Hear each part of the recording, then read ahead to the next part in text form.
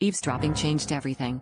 I never thought eavesdropping would change my life forever, but there I was, standing outside my husband's therapist's office, heart thudding in my chest like a war drum. I had come to surprise him, maybe suggest we grab lunch together. But as I inched closer, I heard his voice, shaky and uncertain, practicing a breakup speech. My world tilted as I realized he wasn't rehearsing it for some hypothetical situation, this was intended for me.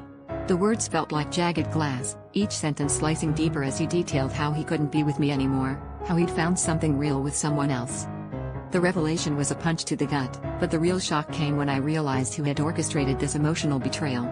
His therapist, the woman he sought for guidance, had become his confidant in the most intimate way. I felt the air leave my lungs as I pieced it all together, the extra appointments, the late-night texts he'd claimed were work-related. They weren't just discussing his mental health, they were discussing how to dismantle our life together. It was an affair of the heart, and the very person who was supposed to help us was now the wedge driving us apart. I stormed into the office, my anger a tidal wave crashing through the sterile room. The look on their faces was priceless, pure, unadulterated guilt. He stammered, trying to explain, but the words were lost in the chaos of my thoughts. How could he do this to me, to us? And with her of all people?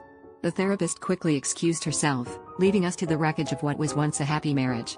We fought, voices rising and ricocheting off the walls, each accusation a dagger thrown in desperation. As the dust settled, I realized that the betrayal was only part of the battle. The real conflict lay within me, a struggle between the person I was and the person I had to become. Could I forgive him? Could I walk away from the life we built? In the end, I knew the decision was mine alone, a choice between clinging to a fractured past or stepping into an uncertain future.